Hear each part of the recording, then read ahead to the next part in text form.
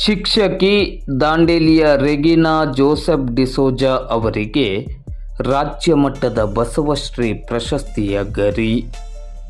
ದಾಂಡೇಲಿ ನಗರದ ಸೊರಗಾವಿ ಇಂಟರ್ನ್ಯಾಷನಲ್ ಸ್ಕೂಲಿನ ಮುಖ್ಯೋಪಾಧ್ಯಾಯಿನಿ ರೆಗಿನಾ ಜೋಸೆಫ್ ಡಿಸೋಜಾ ಅವರು ರಾಜ್ಯ ಮಟ್ಟದ ಬಸವಶ್ರೀ ಪ್ರಶಸ್ತಿಗೆ ಭಾಜನರಾಗಿ ಶಾಲೆಗೆ ಹಾಗೂ ನಗರಕ್ಕೆ ಕೀರ್ತಿಯನ್ನು ತಂದಿದ್ದಾರೆ.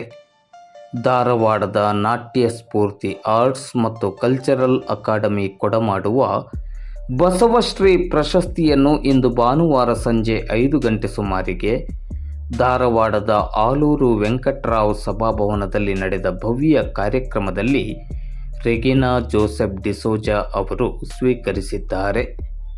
ಶೈಕ್ಷಣಿಕ ಕ್ಷೇತ್ರದಲ್ಲಿ ಅನುಪಮ ಸೇವೆ ಸಲ್ಲಿಸಿರುವುದನ್ನು ಗುರುತಿಸಿ ರೆಗಿನಾ ಜೋಸೆಫ್ ಡಿಸೋಜಾ ಅವರಿಗೆ ಈ ಪ್ರಶಸ್ತಿಯನ್ನು ಪ್ರದಾನ ಮಾಡಲಾಯಿತು.